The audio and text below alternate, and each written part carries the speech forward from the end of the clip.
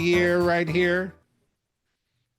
It Is is it my already birthday. April Fool's Day? No, no, no. My mother gave birth to me on the day before to save me of a lifetime of irony, I'm sure. So anyway,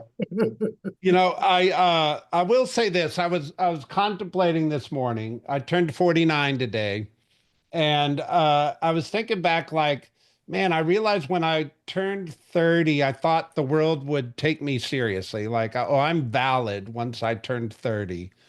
And then when I turned 40, I was like, man, I need to be in my prime. Like I need to be really kicking life by the time I was 40. And now I'm a year away from 50 and I don't know what I'm supposed to feel like. But uh, it translated because we got a book club coming up in I think 2 weeks around this book called Worthy. And worthy is it has everything to do with your self-worth compared to your self-confidence.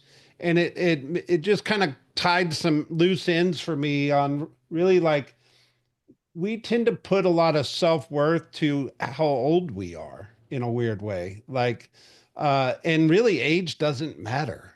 But for some reason, I've lived my life just like most people have, kind of tying some self worth to life experience and age, and I don't know. It's fun. Hopefully, everybody's reading that book, and we'll see when the book club comes up.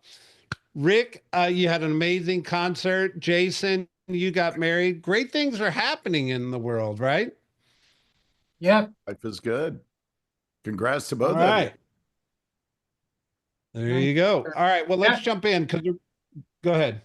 No, I was gonna say you sent a ton of stuff last night, so I was like, we got a lot to cover. Yeah. All right. Fulton County, 1,051 new listings popped the market, over 1,000 in Fulton County every week in the month of March.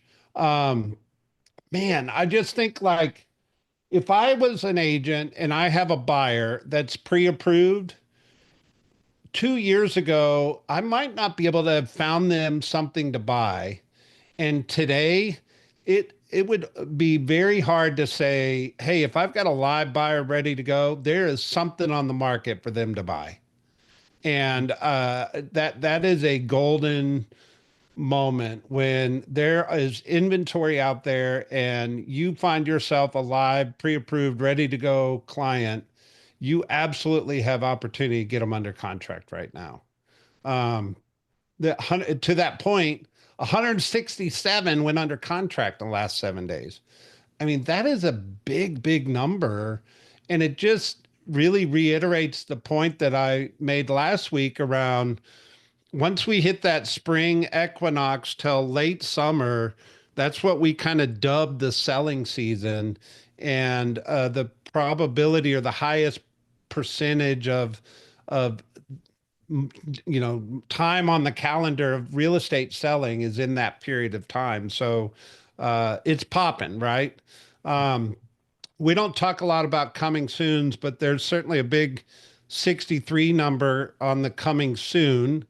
324 are pending, and then 277 closed out in the last 7 days. Obviously today's the last day of the month, and I'm sure there's quite a few closings going on today. My suspicion is most of them closed out last week, but I'll still take it. 277 is a big number. If you just kind of look at March compared to uh, February, we were over 250 every single week in closings in Fulton County in March, where February was 187, 212, 183, 140, 277. That's quite a big jump from February to March in Fulton County. Just if looking week over week comparison. Um, DeKalb County has 653 new active inventory. Same kind of comment. They were over 600 every single week in March of new inventory pop in the market. 93 went under contract in the last 7 days. They kind of ruined our perfect streak of over 100 every week, but we'll take it. 93 is a good number. And 214 pending with 156 closed out in the last 7 days. Same look. Like if you look back at February, 112, 120, 108, 98, you get to March, 154, 167, 148, 138, 156. That's a big jump in closings from February to March. And it's supposed to jump because we're in that spring market and the ramp up, but it's just fun and encouraging to see it too. Thoughts? It's opportunity. Yeah. Yeah, the number of buyers that are getting out there are really jumping. Like I saw something last week that Bank of America said mortgage applications were up 80% year over year for them for first quarter. And they're not known for doing mortgages. So Well, and once the weather breaks, buyers come out of the woodwork. So if you're courting a seller, I think expediting repairs and prep for listing, yeah, this should be your conversation. How do you beat if we've got an early spring market emerging, your best bet's to get out in front of it. Yeah. All right. Cobb County, 620. First week of the year, they broke 600 in new active listings coming on the market. 110 went under contract. They had a streak of over 100, where obviously not the same in the past. Pendings, they got 224. First time Cobb County's been over 200 this year in pending contracts, and then closed out at 170. It still shows an improvement. So 134, 143, 118, 109 in February to 194, 151, 162, 126, 170. You can see it just in those numbers of how much more activity March is bringing. And I anticipate April to go even faster.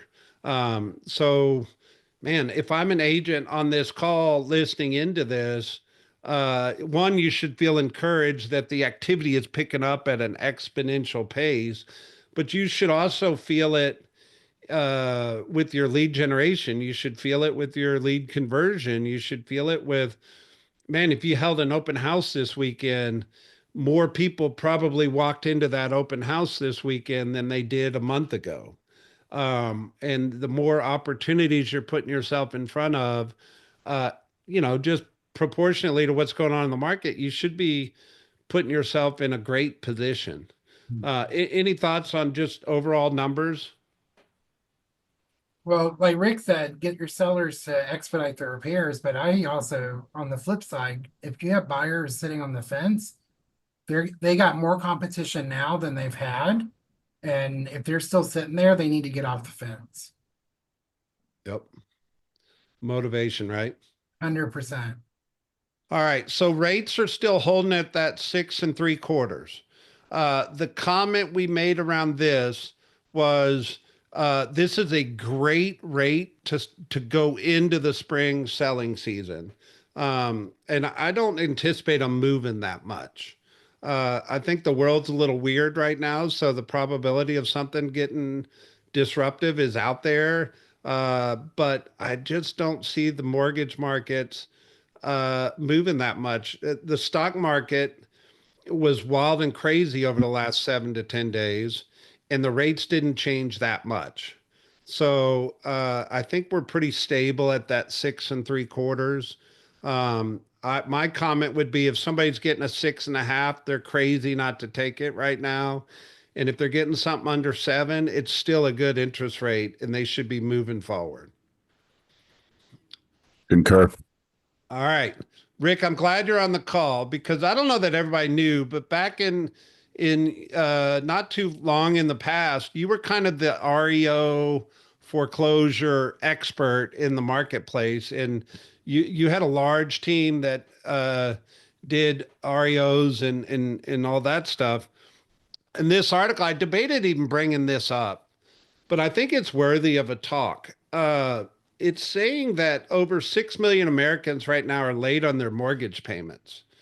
And when you get down into this article, it talks about housing remains difficult. Financial costs for many homeowners across the country. More than 6.6 million homes are falling behind on their mortgage payment.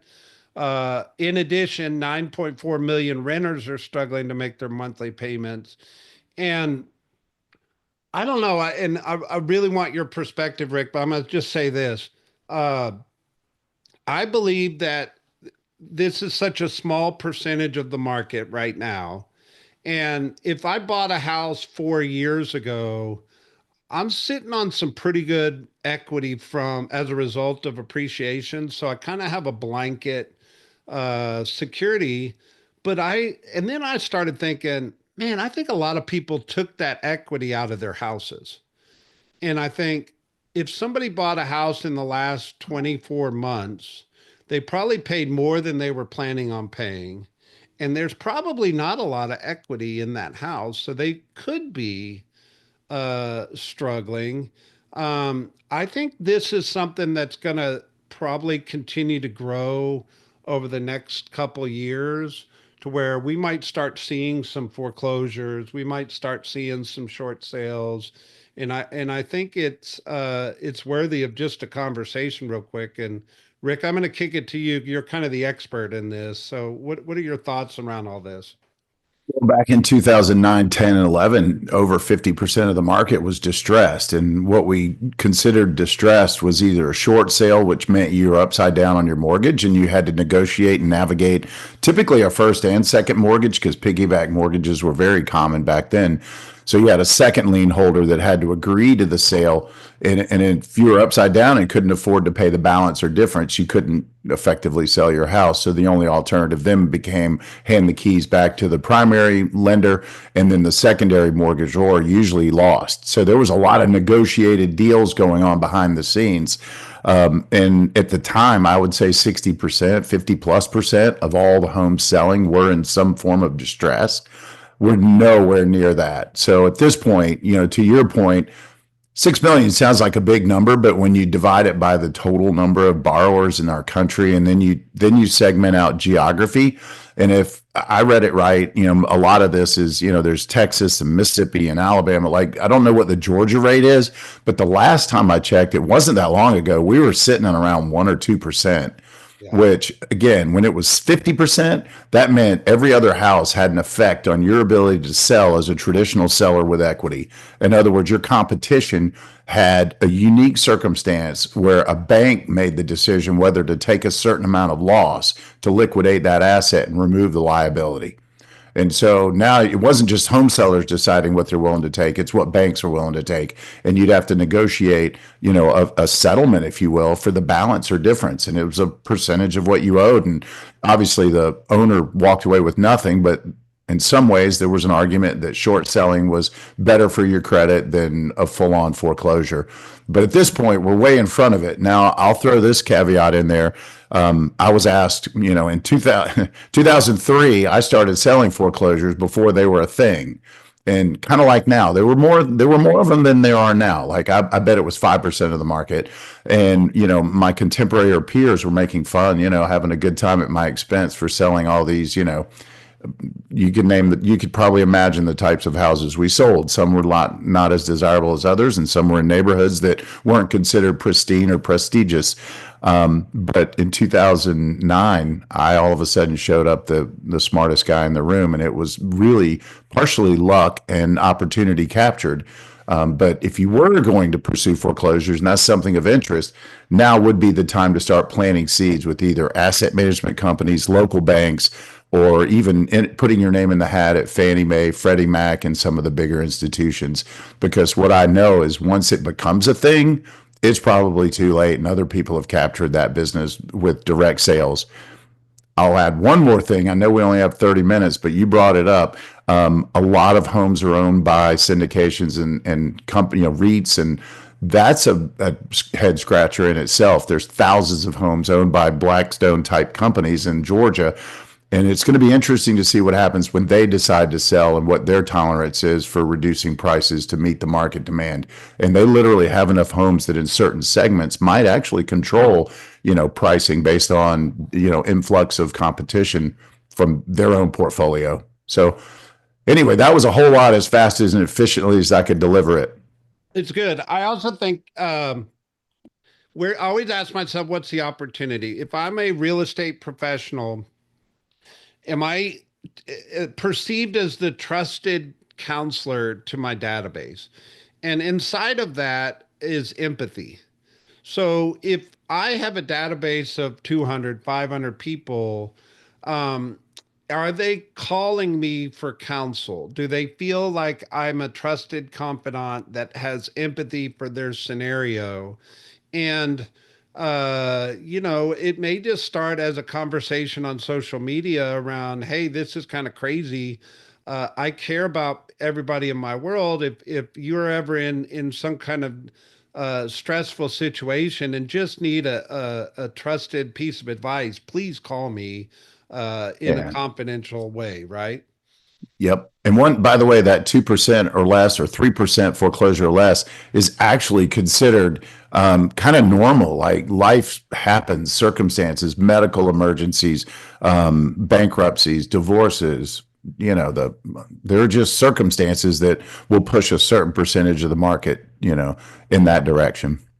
So anyway, I do think there is some stress out there in the marketplace. I don't think it's widespread yet.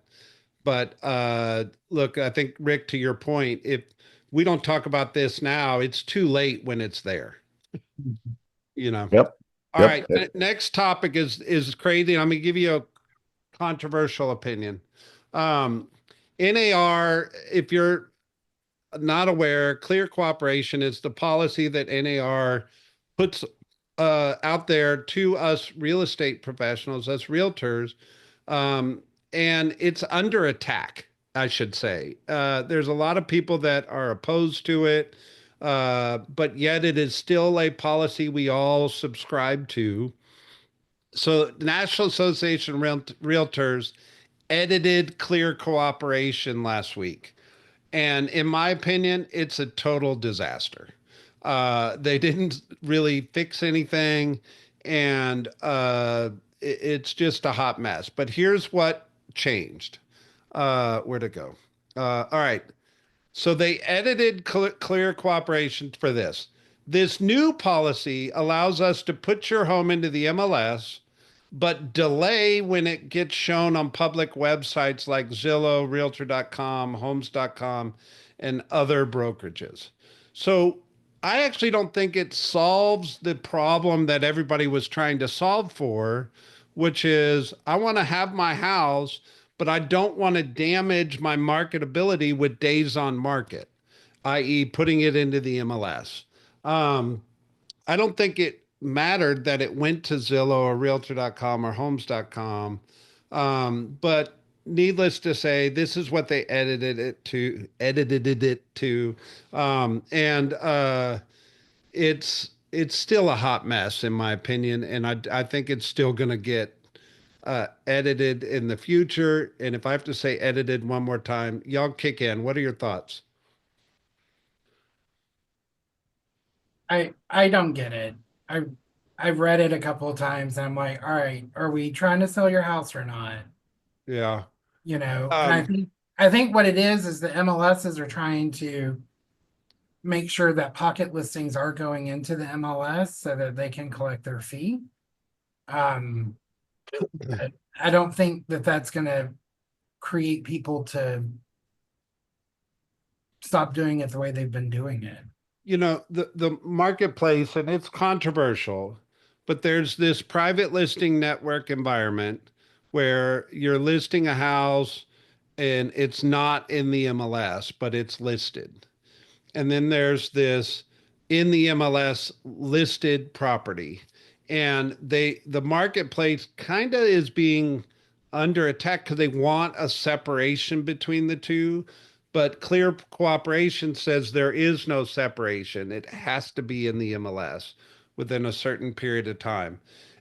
There's arguments on both sides of the fence, but ultimately that's what is under attack. So then they edited it, and here's all the reactions to it. And you can read this whole article. We're not going to go through the whole thing. But this guy said, I think the needle was moved in the right direction. Um, now, was it as far-reaching change as a lot of us had hoped for? No, but let's acknowledge that there is a new designation. There's a new category. Here's the challenge. NAR can say this up on top of the mountain, but the local MLSs make more, their rules make more, have more power on us than actually what NAR says up top. So even though NAR is saying this, FMLS or Georgia MLS, they may have a different rule, and we're you know obliged to follow those rules. So it's a hot mess. Is basically what I'm trying to say.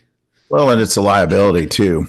I mean, it depend. At the end of the day, our clients and our consumers handled in authentic and transparent ways, and are we maximizing their return on investment and hiring us as professionals?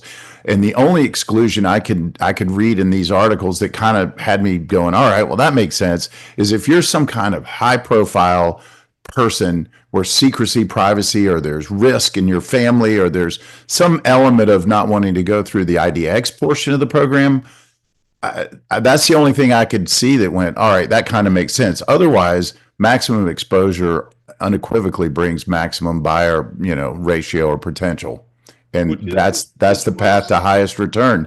And I see not doing it if it's discovered or even assumed that what your behavior is a selfish motive for either your brand or for your own internal, financial gain. That's a massive lawsuit just waiting to happen. There you go. Total up for discussion, argument. It's going on nationally. Just be aware. All right. In Atlanta. So there's this new luxury condo project going in. So what I believe has happened in the Buckhead market specifically was you had the Charles, and they sold out the Charles for luxury prices. Then they built the Dillon, and the Dillon sold out for luxury prices. So there's certainly a proven market for luxury condos in that Buckhead marketplace. So this one is going to be 196 luxury condos next to the St. Regis Hotel on West Paces Ferry. Um, it's a 5 acre parcel at 102 West Paces. Just be in the know. This is a new condo complex going in. 38 million is what they bought the project for. I'm assuming it's going to sell in the billions, right? It's a FYI need to know. Big On money. the south side of Atlanta, a Roswell-based home builder is plotting hundreds of homes south of Atlanta. Local developer, mixed use, 82 acres in South Fulton County, which my suspicion is South Fulton County is where affordability is going to land. The land prices are still affordable down there, and it's being developed by Perrin Homes, and trying to see it's 225 townhomes, 61 single family, retail and industrial space are planned, and didn't say price point, but my suspicion is it's going to be a in between moderate, affordable price point. So just other things to be in the know about. This is going in south of Atlanta, South Fulton County. And then the last thing that I kind of think is pretty cool and interesting is Georgia State's going to do a $107 million transformation to really kind of boost the walkability and the aesthetics of Georgia State, which they're saying it's because it's a downtown university, they really want to up the revitalization of downtown Atlanta, and they need the university to kind of level up with the revitalization of downtown Atlanta. So just why do I bring these on here? Look, if you're in the real estate space, these are social media talking points, right? Like you could go out and post a video about Georgia State's revitalization and what it'll do for real estate and how that affects real estate. And you could do a video on the new condo development going on in Buckhead. You could do a video on new development of a neighborhood in South Atlanta. Go do some research, create some content around it. I think it's really, really good content to be pumping out there to position you as the local expert, right? Um, Jason, you had one more article. I'll let you pop it up. Vicky said, I think the new NAR cooperation rule actually gives realtor an advantage by reinforcing the value of access and membership in the listing services. It strengthens our position over platforms. Maybe it will drive our clients towards more and less towards Zillow. Good point. Just a fine line to walk, of course. All right, Jace, take it away. So this just caught my eye today, not so much because it says home buyers are starting to come off the sidelines. It's this tagline. It says a new baby, a new job, and other big events spurs some to quit waiting. You can't pause your life for what rates are going to do. And this is what we've been talking about for years. You know, diapers, diamonds, death, divorce, etc. And it really caught my eye when I saw it this morning, sipping, I think, my second or third cup of coffee, going, oh my God, he needs to trademark it. No, I think it's just, look, I do think they paused life for a couple of years. 100%. The young couple with a baby living in their parents' basement, like that would not have lasted long normally, but in a crazy housing market, maybe they stayed there a year or two longer than they probably normally would have. Or new job. Maybe they rented because they didn't feel secure in buying for a period of time, but now they're saying, hey, I've been sitting on the sidelines too long. I need to make those moves, right? So then the question, Jason and Rick or anybody on the call is, how do you take this article and get it out there in messaging to attract people to buy real estate through you? What's your advice? Rick, you want to go first? I can go first. I was typing a response about Zillow. My bad. I was still stuck in Vicky brought up a great point. Ask the question one more time, Brett, and make sure I'm clear before I open my mouth. I'll let Jason go, and then we'll go to you on Vicky. So one thing that I would do is I would go back and look at all the notes of the people I've been talking to that said they were waiting for X, and if it was rates falling, and then really go in and pinpoint, have the conversation. How low does it need to be before you pull the trigger? And then put that in your pipeline, create a rate pipeline. So if it needs to be 6.5, who are the people that said that they'd pull the trigger at 6.5? Who are the people that would say they pulled the trigger at 6.45?